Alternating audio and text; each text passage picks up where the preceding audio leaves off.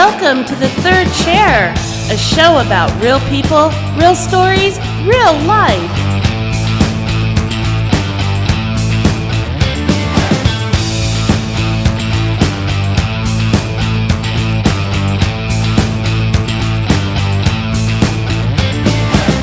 And here are your hosts for The Third Chair, Peter Grigg and Doug Bazeski.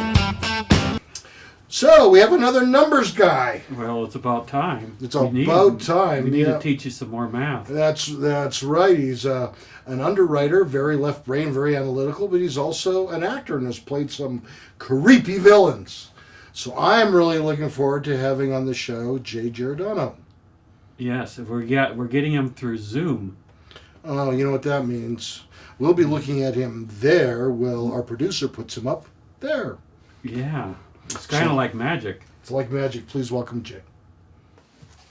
Well, we are pleased to have Jay Giordano here with us tonight, being piped in live from Denver. Where are you in Denver? I'm actually in Sterling. So. How far is Sterling from Denver? Well, from the Springs, it's about 3 hours even. Oh, it's even farther. I didn't realize it was that far out. But it's cold. We had some snowstorms here, and thank you so much for making time with us tonight. Thank you for having me. I appreciate it. Well, so you work from home, and you are a professional mortgage underwriter. That sounds like a very interesting job. How long have you done that? I've been underwriting for about 8 years, but in the mortgage biz for 18. Oh, wow. Yeah. Nice. So, Peter, I have a question for you. Do What's you know any amateur mortgage? Well, I don't know if you have to be a certified mortgage underwriter. You know, can you be an accountant if you're not a certified public accountant? I don't know. Yeah. I don't know, you know, how that works. And I know for auditors, there's like all kinds of internal auditors, external auditors. There's different designations you can get. So. But that's your position. But you can be a certified internal auditor. You can be a CPA. You can be. Yeah, But you have various tests. Nice. Mean, like a lawyer has to pass the bar, but you can be an accountant. Yeah, the problem is that too many lawyers go into the bar. Yes. Yeah. So, mortgage underwriting. Tell us about that. Basically, I get to say yes or no for folks getting houses or refinances. Weigh the cons, the risks, and the benefits to the bank. You know, I refinanced my mortgage on my house, and the amount of paperwork I had to do was unreal.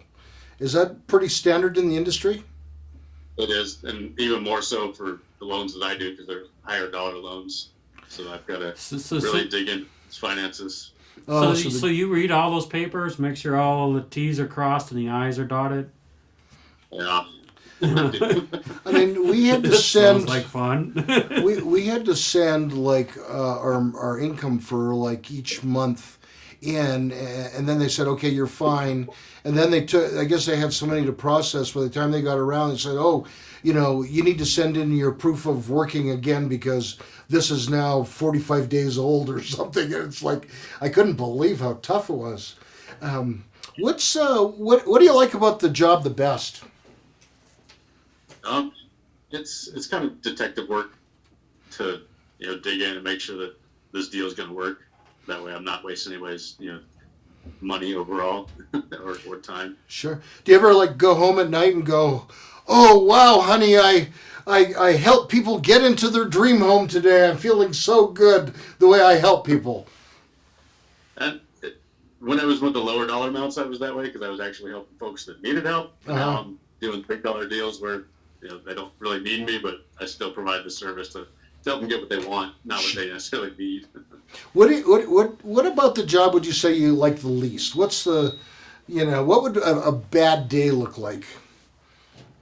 Just the thing I like least is basically it's so structured and I have to act within specific guidelines. There's not a whole lot of leeway for me to do what I would like to do for folks if I could. And it's a lot of rules and regulations, and I've always been one to kind of, not not want to fit in those constraints. Yeah.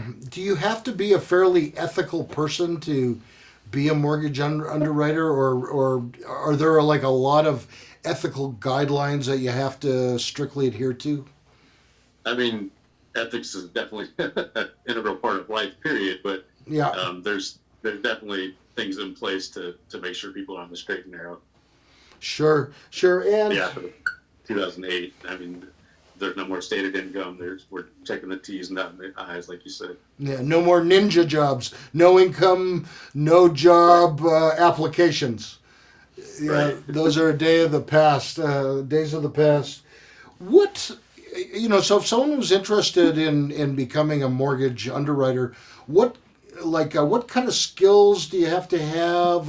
What kind of personality would you say is sort of typical, or what you've seen to think about that as, say, a career path? You got to be pretty analytical, and you've got to have high attention to detail, and just understanding of the guidelines and how they come into play and put them into practice. I was reading online where it said that you have to be somewhat of a collaborative. Which part of the job, if it does exist, does being collaborative or a team player kind of fit into it? It's going to take the team to get the loan out the door, because you're going to have your processors that are talking to the customers, getting the documentation, the loan officers. Everyone's going to play their part of making sure that it's a complete package. Yeah. Now, we had you on the show for several reasons. You're also an actor, and it seems like this is a really sort of interesting dichotomy you have: left brain, right brain.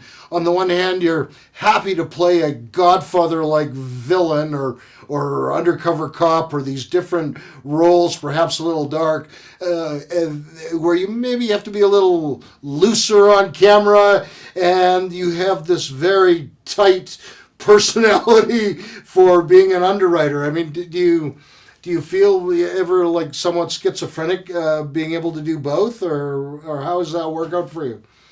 Luckily, I've been pretty blessed to compartmentalize and keep the business guy at the job site and the actor. When you do a role, do you get to have a good? Have you done roles? Actually, we'll ask you about your roles in a second. All right, Doug is going to ask you a question or two. Talk about your family. Tell us about your family.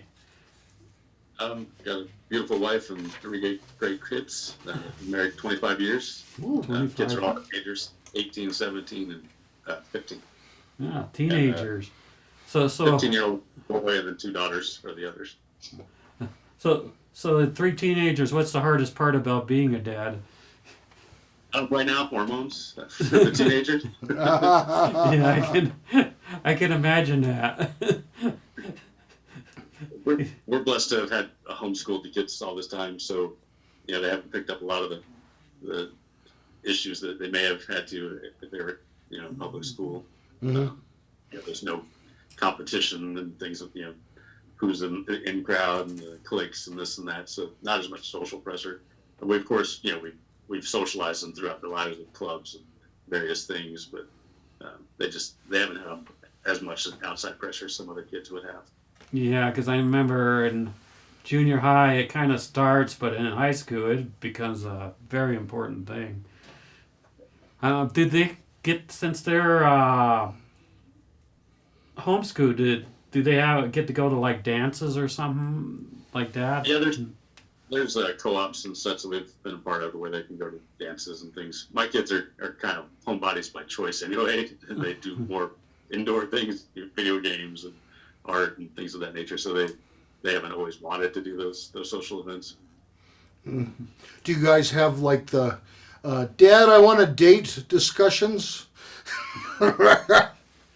Every now and then, but nothing too harrowing yet. Well, that's good. So what's the best part about being a dad? I'm sorry, what was that? The best part about being a dad? Just the relationships with each child and the love between us. It's quite an amazing experience routinely. Peter and I were talking about this before the show, playing music for our kids. Do your have you gotten your kids to listen to your music at all, and do they like it? My oldest, since I have the eclectic taste, I like anything from hard rock to hip hop to jazz to rhythm and blues, even some classical or electronic. So if there's something I really like, I'll pass it on to my oldest, and she usually has a pretty similar taste in music and also movies. So I'm blessed for that. Yeah, cool. My daughter, I played my music, and then she would say if she liked it or not, and it was pretty good. And then sometimes she'd say, "Dad, I think you might like this. It's your type." And usually she was right. And some of it I put on my iPod, which is old fashioned today, but I still use my iPod.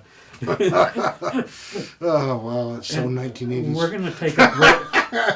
We're gonna take a break, and I'm gonna ask you when we come back about you just recently moved to a small farm, and we're gonna ask you why you did that, so you can think about that during the break.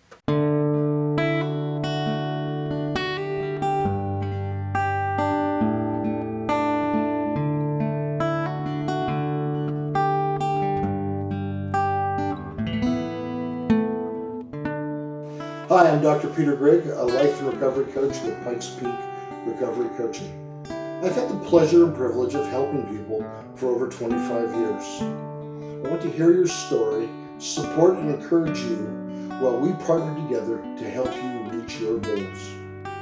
I can help you. I am certain I can help you. I can be your guide, role model, resource person, and help you get results. What's my coaching frameworks? I'm an eclectic coach drawing from a variety of disciplines and frameworks with evidence-based proven methods. What would you like to work on?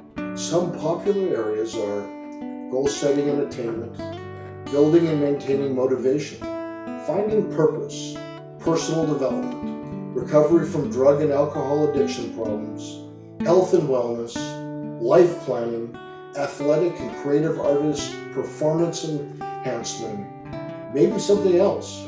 Just ask me. I would love to help you. You can find my services on Fiverr.com.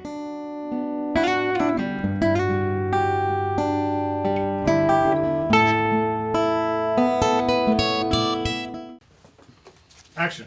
Welcome to the third chair. We have Jay as our guest tonight, and when we left, I asked him about, he just moved out to a small farm with lots of animals that they adopted, and tell us, why did you go out and move to a small farm? For love. For love. You did it for love. I love it. So your wife is happier on the small farm? Yeah, she's been wanting a farm for probably her whole life, pretty much. And opportunities came along to make it happen this year, so I figured why not? I can work from home and give it a go. So how big is your farm? It's an acre and a half, but the majority of it is covered greenhouses. Probably close to 3/4 of an acre is going to be under the greenhouses. And I understand the greenhouses are your wife's business? Not yet, but they will be. That's the plan. She wants to Oh, okay. grow as many flowers and veggies as such as she can. Hopefully, gets me out of underwriting. Okay. Will that be like Christmas flowers, or does she have a plan for a certain kind of flower?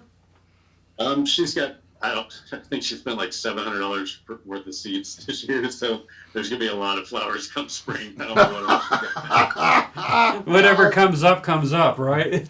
Your opinion. She's always had gardens out in our backyard, and the backyard's always been taken up by small, makeshift greenhouses that we built. And she's always filled them with everything green that you can imagine. So. And I understand sometimes you find animals on a farm. What kind of animals do you have? The most recent additions are some baby bunnies that we thought we had 2 female rabbits, but we were misinformed and ended up with 10. So what are you doing with 10 rabbits? Well, they're going to be providing the fertilizer for the greenhouses for the most part. Oh, so they run around the greenhouse. But aren't they gonna keep multiplying? Not if I build cages soon enough to keep them separated. So that's on the agenda this weekend or next. Yeah, I would think I make that one a high priority as fast as they work. So there's going to be no Hassenpfeffer or rabbit stew? No, not at this house. They don't even eat the chickens. Eat the chicken head. Yeah, my wife and kids are really, keen on making sure they all thrive and survive. Yeah, we had neighbors with chickens because you can have 4 in Colorado Springs at one point, and they named their chickens, and they planned to. They got the eggs from them, and they planned to eat them after 2 years, but they said they couldn't eat them after they named them. We had those chickens 2 years. We can't eat nugget. It reminded me of a story of why was the rabbit unwilling to walk by the chicken coop? Because there was too much foul language. That was a good one. Well, in some people's opinion. I don't think Jay and I are. Yeah, we'll put a survey out to the followers. Yeah, let us know on YouTube whether you thought that was a good joke or not. Yeah. Or did Peter foul up? That's a better one. I like that one. Got good delivery. Yeah, good delivery. Yeah. And I was looking good with my shiny head. Growing up, when did you know that acting was gonna be a part of your life? Probably like 10 or 11 thereabouts. I remember being in a Pinocchio play, and I played Pinocchio.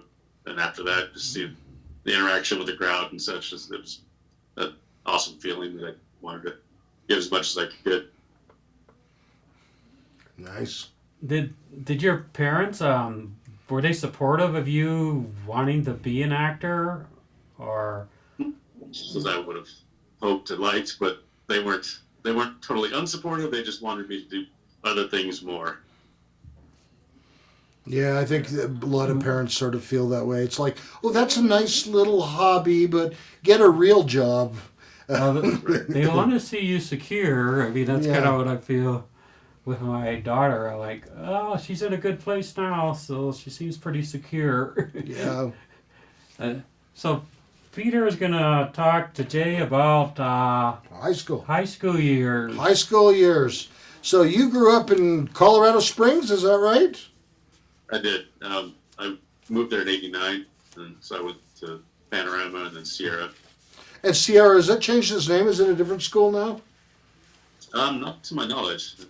Perhaps I don't know. I pay attention to. I see him in the paper once in a while. And so, as this high school guy, were you like? You look like a big guy. At least on the films, you look like you're kind of like a giant-sized mafia kind of guy.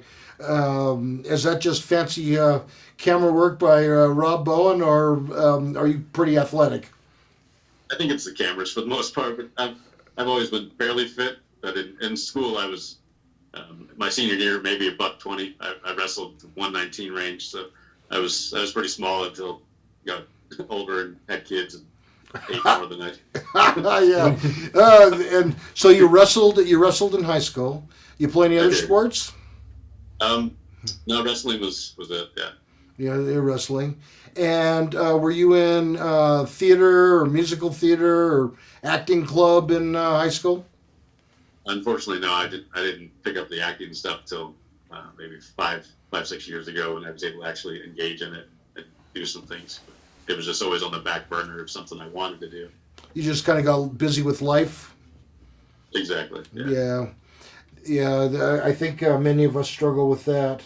And, I was since we talked from our pre-production meeting, I was trying to look up what the definition of grunge music was. And there is a definition of grunge music. It's punk music without the structure, and so I don't know what punk music without structure is, but there you had it. But did you like play guitar? Were you in a rock band in high school, or were you a big follower of Nirvana back then, or were they even alive back then, or what? I don't know. I really dug Nirvana. It was an excellent group. Yeah. Unfortunately, sadly, wasn't around very long. But testament to their skill and talent was the fact that we're still listening to them today. Yeah, that's for sure. And the Foo Fighters. It was a great band too. Yeah, I enjoy watching the Foo Fighters and David Grohl, who was the drummer for Nirvana, now the lead singer. And then, of course, it was Kurt Cobain who was the lead singer in Nirvana. Now, he committed suicide, I thought. Wasn't that what happened with him?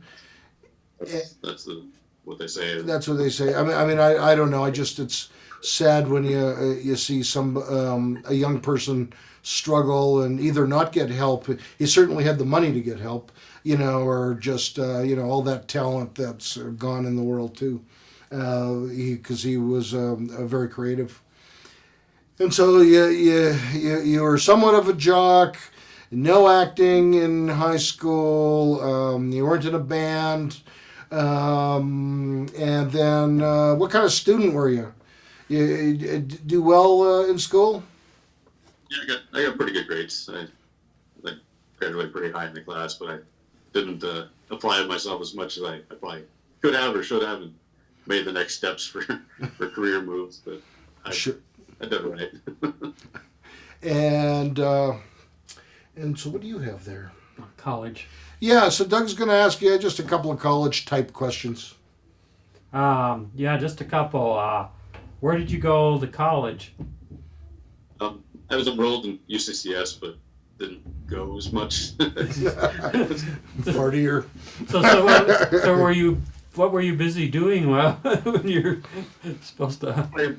Chasing girls.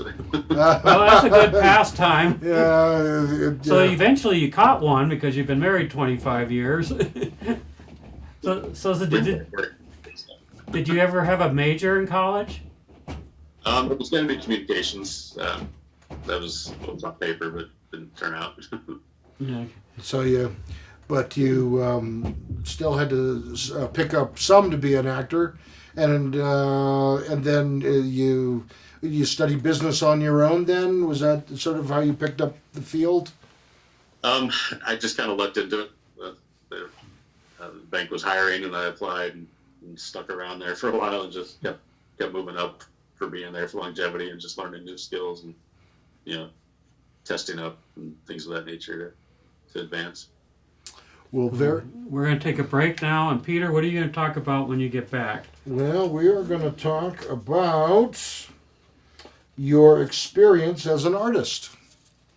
Your experience as an artist, actor, painter, raiser of bunnies. When we come right back.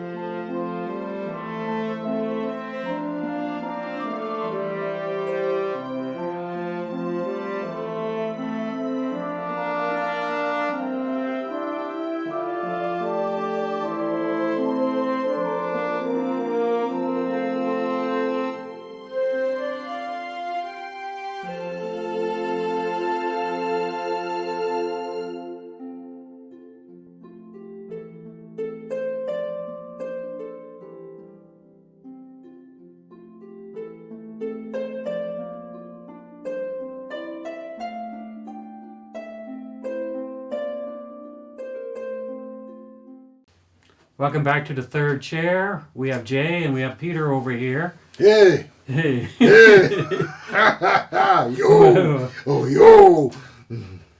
Pirate Peter. Arr! Or, nah. I mean, yo was working better, I thought. I may tell some pirate jokes later.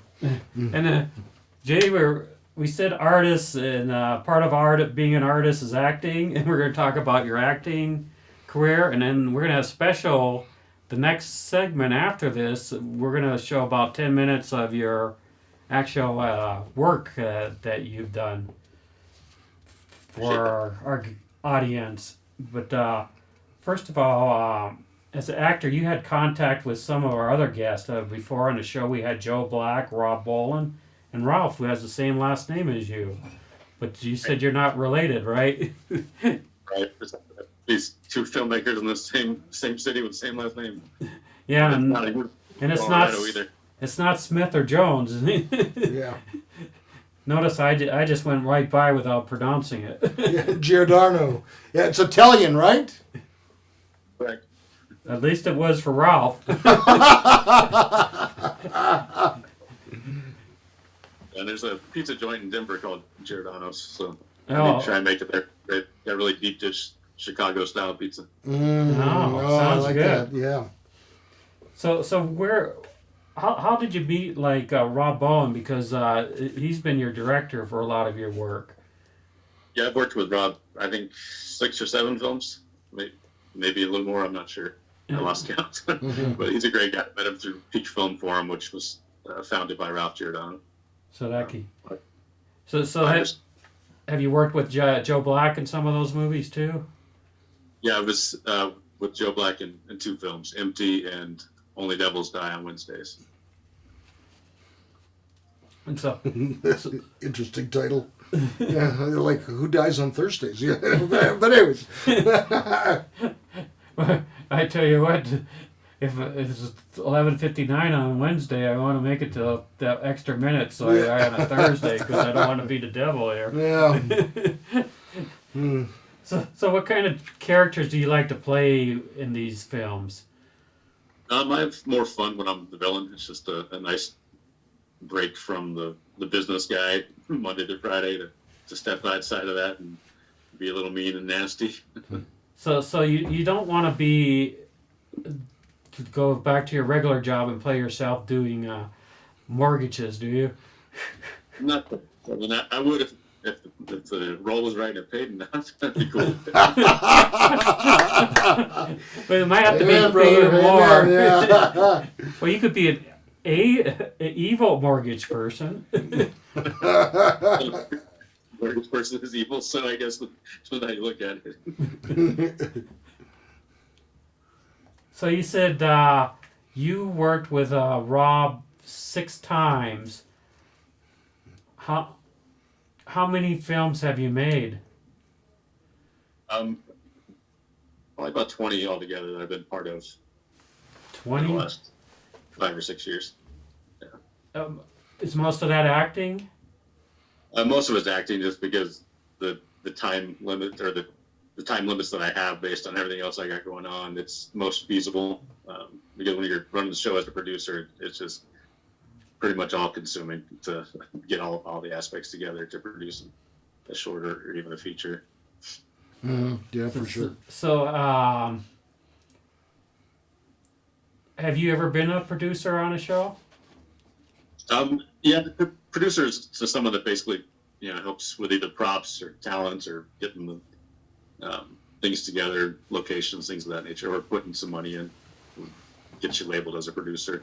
A full producer would be, I guess, executive producer is the title. I'm sure it gets mixed up, the different jargon, but running the whole show is a little tougher, so I haven't been able to do that in a while just because of everything going on. But it's nice to have total control over each item. Have you written a screen of done some of the writing for any of your shows? The show Drive, or the short Drive, I wrote some of that, and I kind of every now and then, depending on the director I'm working with, we might tweak some dialogue, add some lines, things like that. Actually, when we did shorts, Peter and I wrote them, and our some of our actors came and wrote more than we did, right? Yeah. Sometimes when you embody a character, you really get a sense of what they would say, and you want to add it, which sometimes creates a little bit of a dilemma if your director and original writer have strong feelings about what the character should do and say. Yeah. Well, most of the time, like, do you find your directors are listen to your ideas and agree with them most of the time, or is I'd something? say most of that. And then you get Rob's very poetic the way he writes, so I always try to get the words out that he put on the paper because I know that every syllable means something to him in a lot of respects. So I try to honor that, and with any director, that you get a feel for them pretty quick, and pre-production meetings to know where there's flexibility and where there's not, where they definitely want you to hit some marks. Yeah. I sent a short over. It's called Operation Bulbasaur, and that one, Steven Sabella is the phenomenal local talent, filmmaker and visual effects artist and such. He just wanted us to hit a couple different things specific, but the rest of it was all improv, which was a way to do it. Well, that's a lot of pressure when you're on camera and you're actually pulling it off to not freeze when you're making up a bunch of the lines. Yeah, because Especially if you're doing it as you go. But I mean, if you practice the improv scenes a few times, it's not so bad. The beautiful thing about film is you get takes, whereas on stage you don't get that luxury. So I've always but sometimes having takes after about the 25th take, you can just take this project and do well with it. Yeah. sometimes we had to hold our actors back because they want ad lib, but sometimes we needed the words because we were doing comedy, and you needed that word to make it funny. I mean, other words wouldn't have done it. The joke wouldn't make sense if you didn't set it up right. No, there's a joke at the end of this. You got to get that right. Yeah. So, can you tell us about some of the short films you've done, like some of your most, the ones you like the most? Could you tell us about a couple of those? Yeah, my favorite role is it's in Farside Horizon, and it's about two contract miners that are actually stationed on the moon, and they get abandoned there by the corporation, and we don't really know what's going on. It's just two of us left, and we're not certain about what's happened with Earth and things of that nature. So it's just kind of those two friends playing out.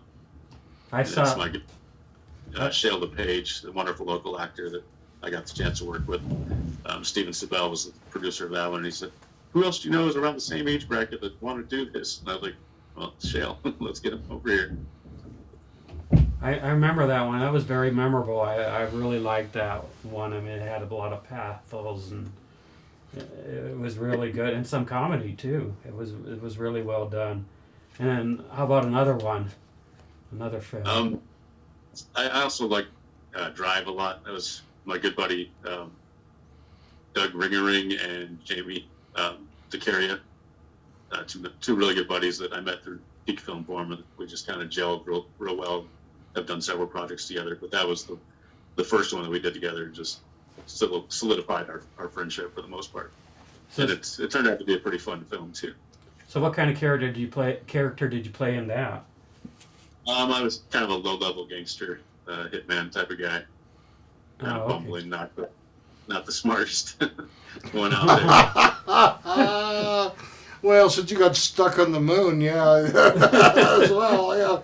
Yeah, you guys are probably causing trouble. That's why you got stuck on the moon. So, when we come back, we're going to show some of your acting, and next time the audience will see us interviewing will be in the last segment of this episode. So.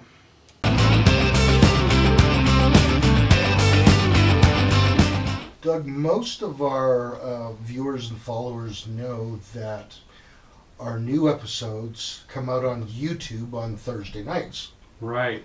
But we have a new announcement about the third chair. Exciting announcement. Starting with the older episodes, they're now going to be on a TV channel. Yes, very exciting. So the TV channel is with the Pikes Peak Library District, Comcast Channel 17 here in Colorado Springs. And I believe the episodes are going to play at 7 o'clock at night, but they may cycle them, and who knows, maybe they'll be on at 2 or 3 in the morning. So if you're in Colorado Springs and you have Comcast and access to Channel 17, you're able to watch the third chair. The episodes are edited a little bit shorter. Some of the commercials are taken out on TV. It should be exciting. Yeah, I can finally tell my friends I'm really on TV. We could tell them we're TV stars. That's right. Yeah.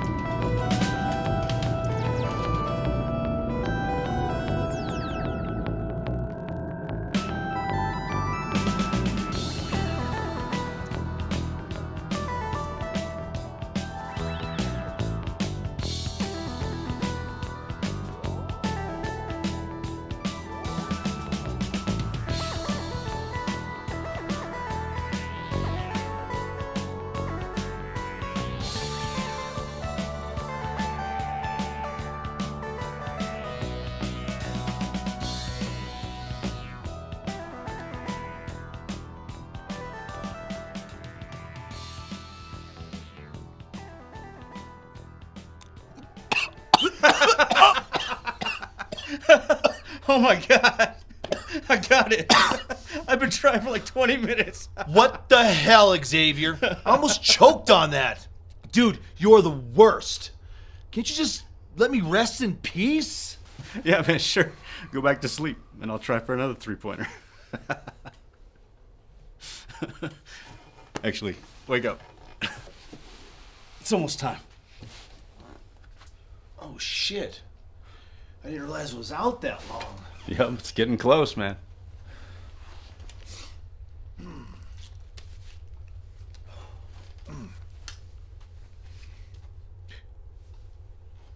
Is that your access card? Dude, what are you doing? You need that. Relax. It's not my key card. It's your key card. What the hell? Dude, stop! What? How did you get that? You are a heavy sleeper. You touched me while I was sleeping? Oh, you're gross, bro. You make me feel dirty. Your mom makes me feel dirty. That joke ran its course on Earth about a century or two ago, asshole. Well, it's a good thing we're not on Earth, asshole. That joke will never be funny, asshole. You know the first thing I'm doing when I get back to Earth, asshole? What's that, asshole?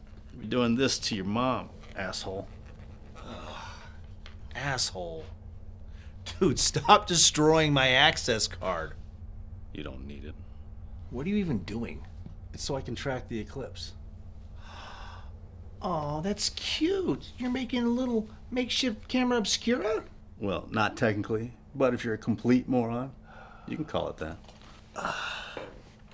I hate you so much. Why don't you just go get our UV visors from the annex? Bro, you expect me to walk all the way from this side of the bubble to that side of the bubble? Yeah. God forbid you get out of your stupid chair, fatty. You think they're watching this back on Earth? Nah, nobody cares about lunar eclipses. It's all about the solar eclipse. That's exactly what we're getting up here. You sure are making a big deal of it. This is what, our 20th-ish one? 22nd. Jeez. I was half joking. Have we really been here that long?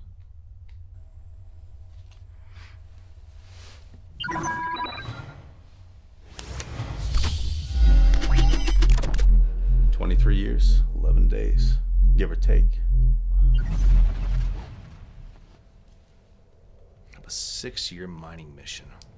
Nothing like serving 23 years with 6, huh? Ah, but maybe we're making overtime? Yeah, I don't think we're getting a paycheck from this. What do you think happened to him? I have no idea, man. We lost contact with Houston, what, 16 years ago? My bad. Zombies. Zombies. Zombies. Zombies? No way, bro.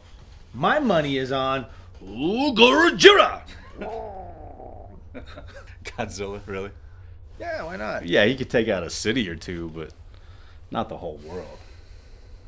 Whatever happened, bro, nobody's left.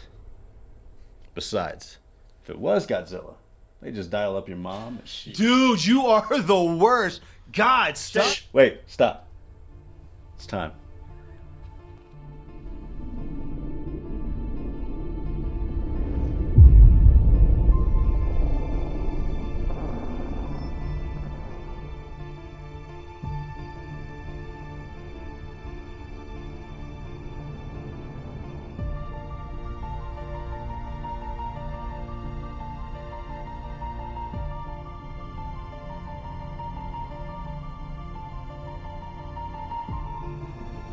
"22 times, bro, and I never get tired of it." It really is beautiful. Probably more beautiful than anything going on back home now. Maybe. I really miss watching these with you, Washington. I miss you, bro.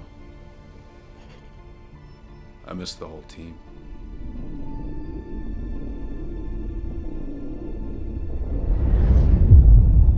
I loved everyone here at the depot. But you, Washington, you were the one that was supposed to make it home with me.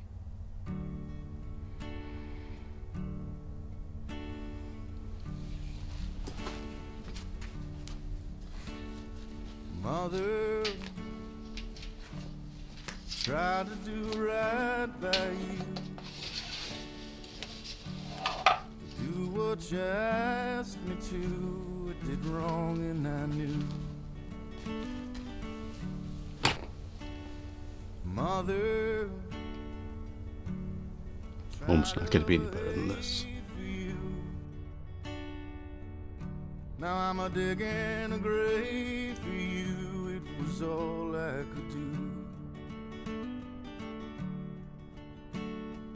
Find a way back home, make everything new. But I wish it was true.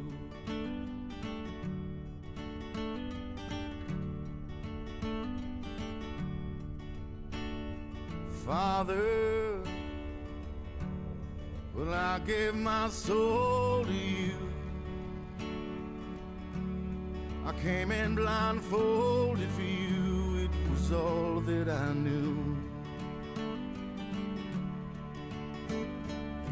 Open your arms and I'll fly out of hell up to you.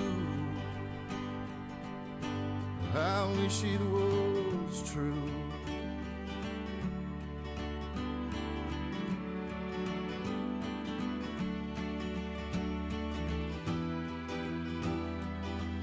Come on out from the cold. You're lost outside there, don't you know? It's not what you said.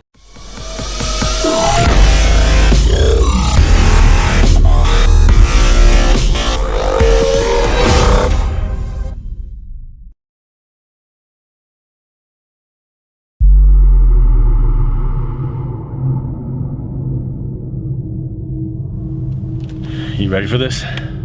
Yeah. Seriously?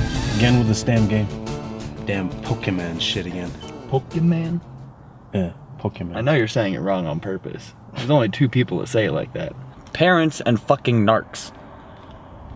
Whatever, dude. I've been on the force way too long to go in there and get shot up because you don't have your head in the game. Oh, my head's in the game. It's in this game. Wrong game. Here. I just started. I'm bored. We've been sitting here for like 3 hours. Try it out. Go to the professor and pick a first starting Pokemon and... What?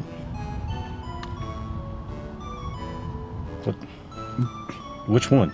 Pick Bulbasaur. Everybody picks Bulbasaur. Seriously? Yeah. Alright. It's just a plan. Alright, now what? Let's walk around in the grass, fight things. I don't want to tell you this. Let's get in there. Looks like they're ready. Oh, wait, hold on. Is that mascara? Are you putting on makeup? Yeah? Dude, I can't go in there looking all old Bruce Willis and you're young ass Harry Styles. They ain't gonna believe that. And what are you wearing? What? This shirt is dope, man. It looks like sperm wandering to find its eggs. It's not sperm. It's fire. Those are flames. It's flames. This shirt is on fire, dog. I wish I was in elementary school too. Man, let's just go. Yeah. Call me Uncle Scrooge, cause I'm all about my money, bitch. Cause I'm all about my money. Cause I'm all about my money. Cause I'm all about my money. Call me Uncle Scrooge, cause I'm all about my money, bitch. I walk around town so legit, cause I'm making hits and I own shit. Make a lot of money, then I blow shit. Smoke a lot of weed, cause I grow shit. Yeah, I show you what a mogul is. Just bought a jet, now I'm global, bitch. Dropped off $1 million out of orphanage.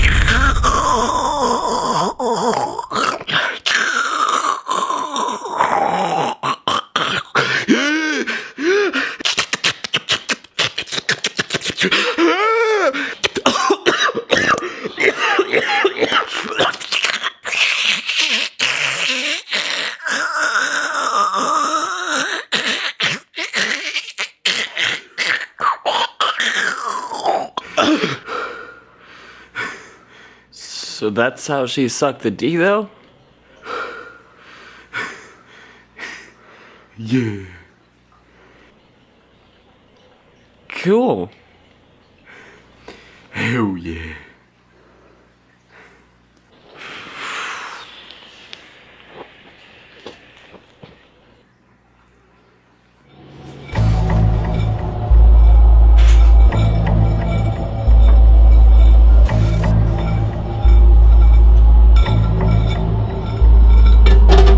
Your shirt looked like cum. Oh man, those are flames, dog. That looks like jizz, fool. Straight up ejaculate. Those ain't flames, sperm whale. Always dissing my fashion, people. It's because it's stupid. Have a drink. Thanks.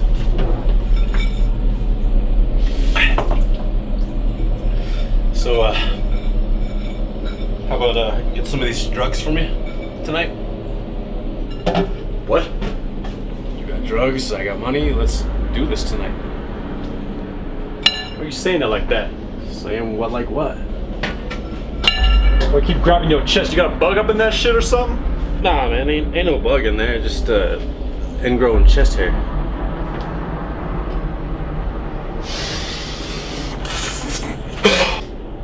Hey, yo, Deke. Yeah. Man, get your face out of that game for a minute.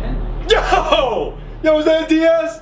Hell yeah, man. What you playing? Leaf green, bro. I'm a fire red man myself. Bring that shit over here.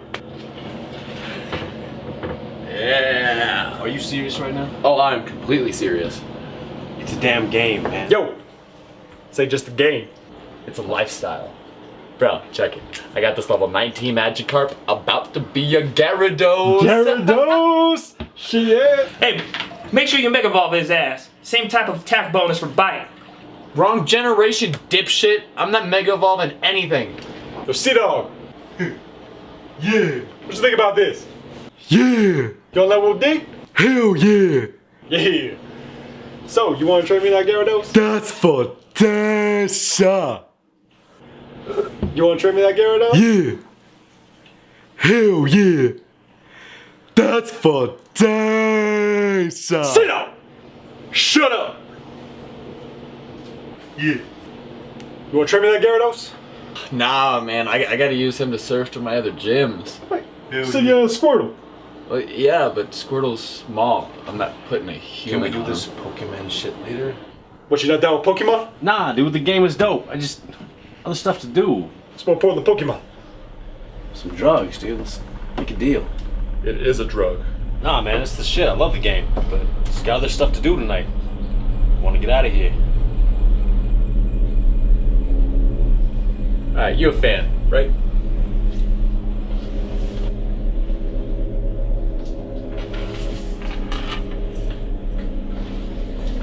Yeah, dude, I love the game. It's pretty damn awesome. Pokemon! Only two kinds of people say that. Parents and narcs!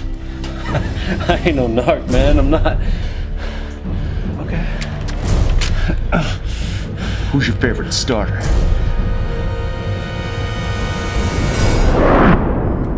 Which one? Pick Bulbasaur. Everybody picks Bulbasaur. Seriously? Yeah.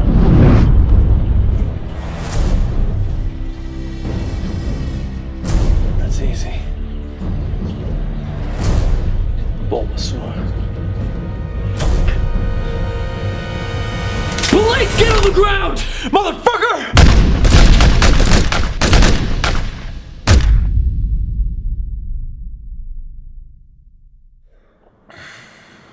That was so violent.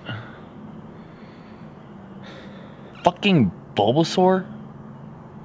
You said everyone starts with him. That's fantastic. I ain't all about the money, but I'm all about the cash flow. All about the booty, cause baby, I'm an asshole. You all about coming up and coming fast. Good guys finish first, I finish last. Tidal wave of money while you other suckers duck dive. Call me Led Hamilton and you are just low tide. Hell yeah.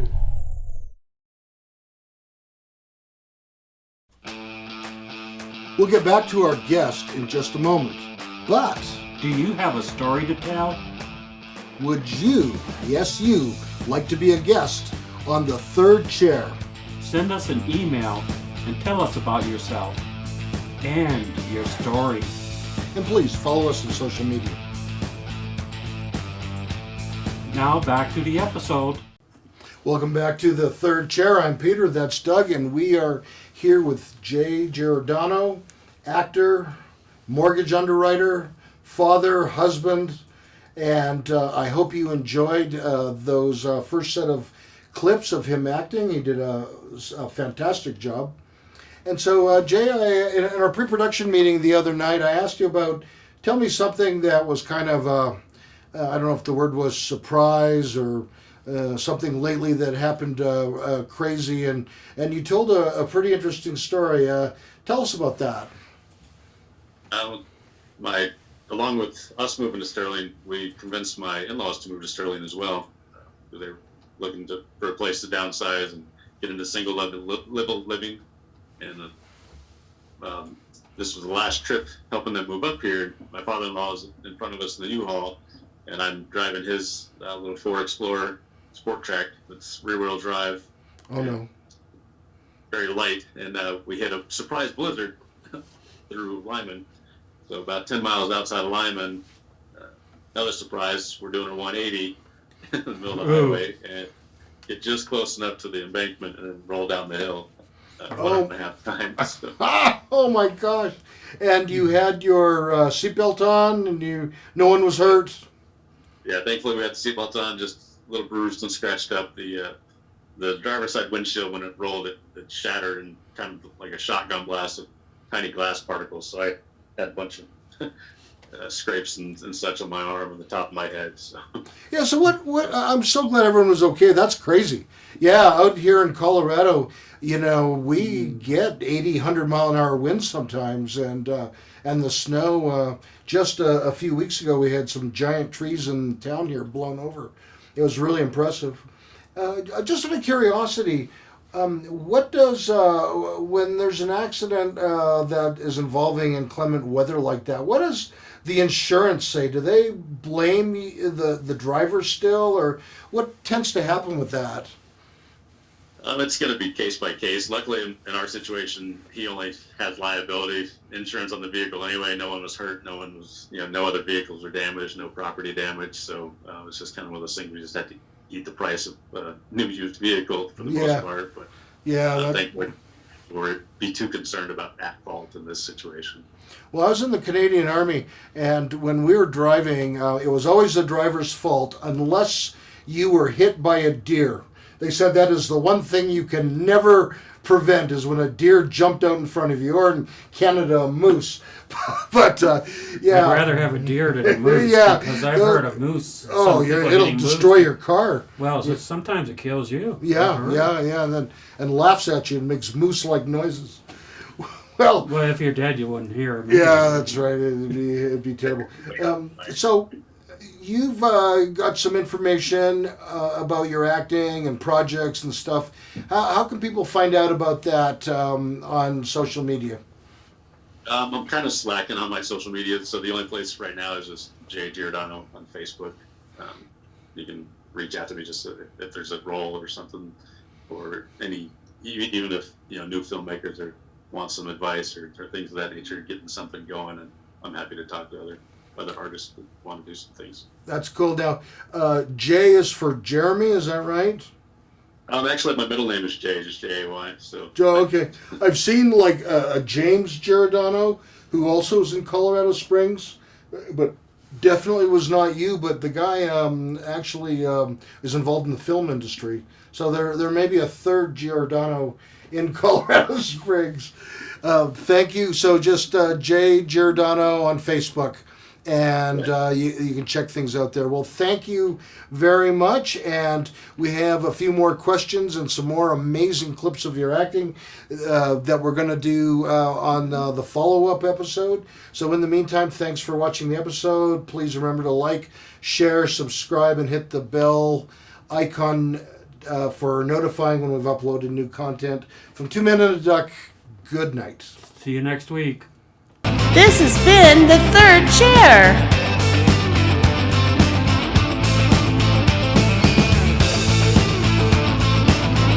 Want to be a guest? Want to sponsor our show? Send us an email. Please subscribe to our channel and follow us on social media.